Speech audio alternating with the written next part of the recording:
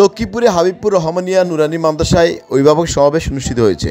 সোমবার বিকেলে সদর উপজেলা লাহারকান্দি ইউনিয়নের হাবিবপুর গ্রামের মাদ্রাসাটির মিলাদুন কক্ষে এই সমাবেশ অনুষ্ঠিত হয়।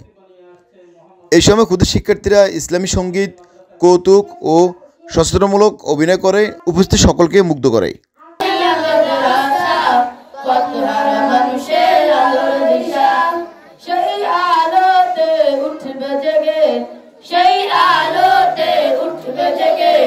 প্রতিটি মানুষের ভালোবাসা হাবিবপুর রহমানিয়া মাদ্রাসা, পথহারা মানুষের আলোর দিশা।